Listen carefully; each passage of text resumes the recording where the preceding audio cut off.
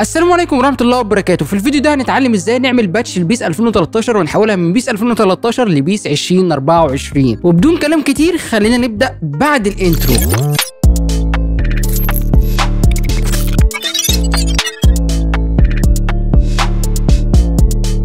طيب اول حاجه محتاجين نعملها اللي احنا ننزل الفايلات دي، تمام، وهي ايمج في 2 او بيس جي كي باتش، تمام. الفايلات دي هسيب لك اللينك بتاعها في الديسكربشن، لازم تنزلهم، تمام. هتلاقيهم من على ميجا، هتنزلهم كلهم، تمام. بينزلوا بارتات، يعني انت تنزل ده ثم ده ثم ده ثم ده وتنزل الاكسي ده، تمام. هسيب لك اللينك بتاعهم في الديسكربشن، تمام. وبعد ما تنزل الفايلات بتاعه الايمج في 2 هتخش على فايلات الجي كي باتش، تمام، اللي هي 2024، تمام. وهتنزل الفايلات دي برده، تمام. حجم الباتش ده هيبقى كبير شويه لان زي ما انت شايف كده حجمه داخل في ال 11 جيجا، ف 10 جيجا ونص. انت مش محتاج ان انت تكون عندك بيس 2013 قبل كده لان هو بينزل كل حاجه من الصفر حرفيا. فلو عندك بيس 2013 ممكن تستخدم فايلات الايمج بتاعها عن طريق ان انت تستغنى عن دي، ولكن انا ما بنصحش بده. انا بنصح ان انت تنزل الباتش كلين او تنزله زي ما انا قلت لك كده، لو انت تنزل الفايلات دي كلها وبعد كده تنزل الفايلات دي كلها، تمام. فاول حاجه اللي احنا هنعمل الايمج في 2 سيت اب، فخلينا نفتح الفايل ده بالشكل ده وبعد كده ندوس على اوكي، تمام. وبعد كده ندوس نيكست، والباسورد هنا زي ما انت شايف هو بيس جي كي باتش، تمام. فهنكتب بيس جي كي باتش، تمام. زي ما انت شايف الباسورد موجود قدامنا اهو، تكتبه بس تحت وبعد كده تدوس نيكست. وزي ما انت شايف هيبدا يفك الفايلات دي، هتدوس نيكست وبعد كده هتحدد على الدي او المكان اللي انت هتنزل فيه. ولاحظ ان هو هنا هينزل دي بروجرامز فايل 86 كونامي البيس جي كي باتش، فما انت ما تقلقش في الموضوع ده خالص، بس انت بس ايه حدد له المكان اللي انت عايز تنزله فيه. انا هنا عايز انزله في الدي، زي ما انت شايف انا هنا في بارتيشن الدي اللي هو البارتيشن ده، تمام. فهدوس كده عليه وبعد كده ادوس نيكست وبعد كده برده نيكست وبعد كده انستول. وهنا انت هتستنى لان هو هياخد فتره كبيره عقبال ما ينزل الباتش، لان الباتش ده بيبقى يعني حجمه كبير شويه، فنستنى لحد ما يخلص وبعدين نرجع تاني، تمام. فهسيبك مع تايم لابس مع الانستليشن.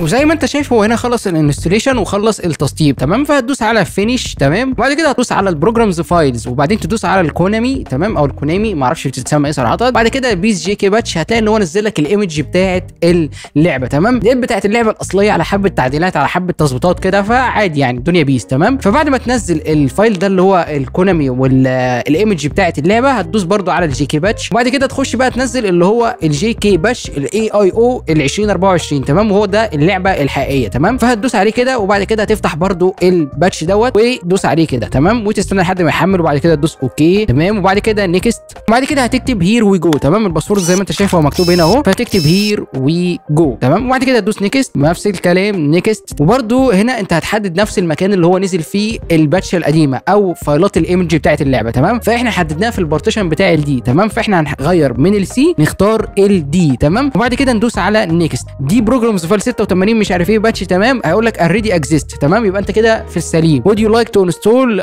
to this folder anyway، هتدوس يس، تمام. وبعد كده هتدوس نيكست برضو وبعد كده نيكست وبعد كده انستول، تمام. مش تعمل اي حاجه تاني برضو غير انك تستنى، تمام. الباتش لذيذ جدا وتسطيبته اسهل ما تكون وبدون حوارات كتير وبدون لف كتير، تمام. وعايز اقول لكم على معلومه يا جماعه، ده من افضل الباتشات اللي انا جربتها لبيس 2013. انا جربت باتشات كتير لبيس 2013 ولكن ده كان افضل باتش، وكمان بينزل له ابديتس كتير ويعني الباتش مظبوط وحلو ولذيذ. لاني صراحه بيس 2013 من اكتر اللعب اللي انا بلعبها مع صحابي وخاصه مع اخويا وجروب كده مع اخويا، تمام. فمن اكتر اللعب اللي احنا بنلعبها، وصراحه ما استمتعناش بباتش اكتر من الباتش ده، يعني الباتش ده جامد يعني، تمام. فجربوه قولوا لي ايه رايكم في الكومنتات، تمام. فهنستنى لحد ما الفايلات دي تخلص واسيبك برده مع تايم لابس لحد ما يخلص الفايلات.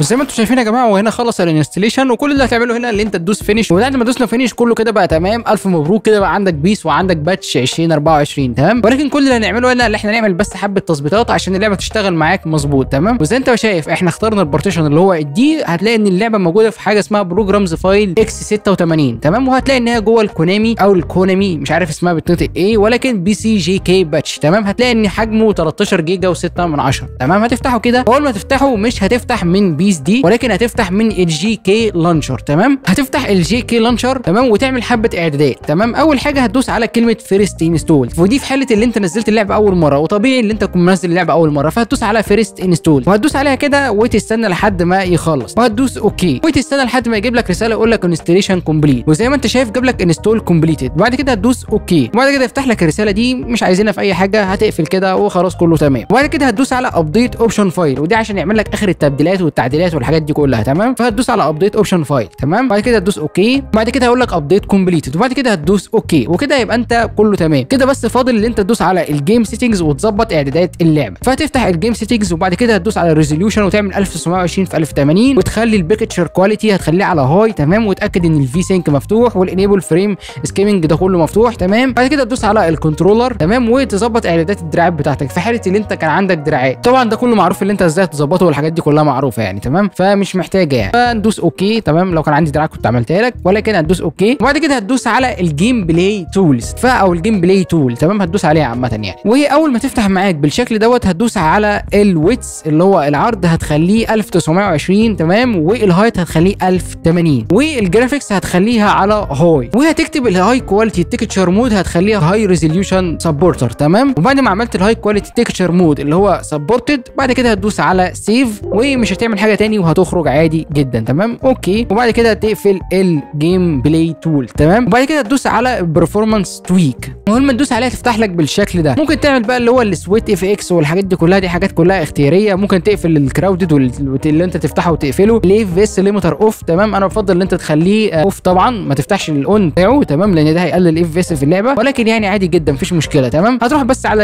الاستاديوم وبعد كده تختار كاستم جراس تيكتشر 3. تمام، وتدوس على ابلاي ستاديوم. تمام، وبعد كده تدوس كونفيرم، وبعد كده في الميوزك ممكن تختار اي حاجه انت عايزها، وانا بحب البوب سونج عامه. وبعد كده هندوس على ابلاي باك جراوند ميوزك، وبعد كده نكون كله تمام في السليم كده. انت مش محتاج اي حاجه غير اللي انت تدوس على بلاي والسلكتور. ملحوظه، لو دوست على بلاي والسلكتور واللعبه ما فتحتش معاك او جابت لك ايرور، كل اللي انت هتعمله هتدوس على كلمه انستول هنا كده، وتنزل على ال 32 ريج وال 64 ريجستري، هتدوس عليهم كده، وبعد كده تدوس يس، وبعد كده تدوس اوكي، وال 64 ريجستري هتدوس عليها كده وبرده يس وتدوس اوكي. تمام، دي في حاله اللي انت جيت تفتح اللعبه واللعبه جابت لك اي ايرور او اي شكل ايرور. تمام، لو ما جابتلكش ايرور كده تمام كمل عادي. تمام، فهندوس على بلاي والسلكتور. معلومه حابب اقولها، كل ما تفتح اللعبه لازم تفتح الجي كي لانشر وبعد كده تدوس على بلاي والسلكتور. تمام، ف يعني دوت هيبقى افضل ليك يعني. تمام، عشان تفتح الباتش. تمام، فخلينا نشوف الباتش هيفتح ويبقى شكله عامل ازاي. زي ما انت شايف طبعا 2024 يعني اخر اصدار، يعني الدنيا تمام قوي. فخلينا نفتح كده. طبعا يا جماعه انا مش حريف كوره قوي يعني. تمام، زائد اللي انا ما بعرفش التحكمات بالكيبورد يعني، فبس بوريكم الدنيا يعني. وزي ما انت شايف فتح معاك بالشكل دوت. تمام،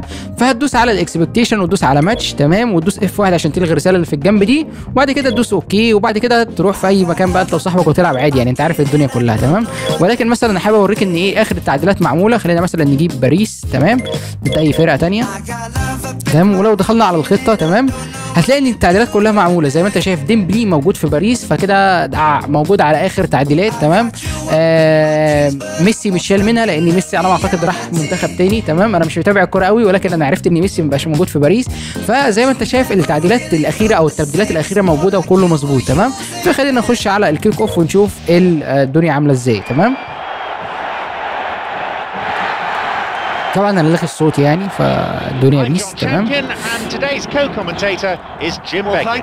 زي ما انت شايف الجرافيك بتاع اللعبه طبعا اتغير 360 درجه، يعني فرق السما من الارض طبعا. تخيل انت تلعب دي من 2013 بالجرافيك ده، فحاجه لذيذه يعني. تمام، فخلينا نلعب كده. زي ما انت شايف اللعبه اهي. طبعا انا قلت لكم انا ما بعرفش العب، فانا بتعبط من الكيبورد وكده، ولكن انت شايف الجرافيك بتاع اللعبه عامل ازاي، وانت شايف الفرق طبعا. تمام، فمش عارف ازاي بيجري.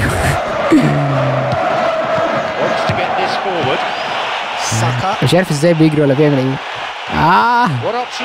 كده بيتكعبل. انا مش عارف والله يا جماعه التحكمات بالكيبورد يعني. انا قاعد بتكتك على اي زرار اهو الكوره معايا اهي الحمد لله. تمام، ده الشيفت بيرفع الكوره.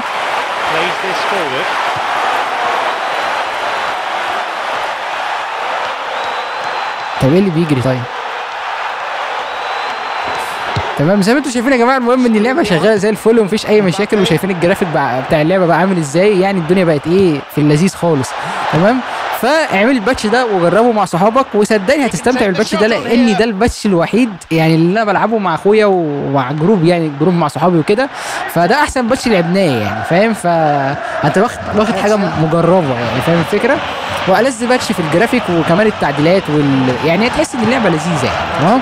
فبكده نكون عملنا باتش 2024 تمام. فزي ما انت شايف انا ايه معبط اي حاجه تمام. ارفع يا عم اعمل اي حاجه تمام. زي ما انت شايف الباتش لذيذ جدا، والجرافيك اتغير 360 درجه تمام. مش دي طبعا بيس 2013 اللي احنا متعودين عليها.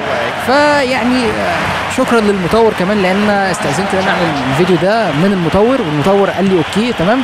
فمشكورا جدا ليه يعني تمام. لو عايزين اي حاجه وفي حاجه وقفت قدامكم ممكن تقولوا لي في الكومنتات يعني، وهحاول اساعدكم لو في اي مشكله. وهتلاقي كل اللينكات بتاعه الباتش بالفايلات بكل حاجه هتلاقيها في الديسكربشن تمام. وهتلاقيني برده شرح في الديسكربشن تنزل ايه الاول وتعمل ايه يعني. هتلاقي الدنيا لذيذه وبسيطه يعني تمام. وبدون كلام كتير يكون ده افضل باتش البيس 2013 وطريقه تحويلها ل 2024. طبعا زي ما انت شايف احنا غيرنا شكل اللعبه 360 درجه. وبدون كلام كتير اشوفك الفيديو الجاي، واتمنى ان الفيديو ده يعجبك. ما تنساش تعمل لي لايك وكومنت وسبسكرايب، ومع السلامه.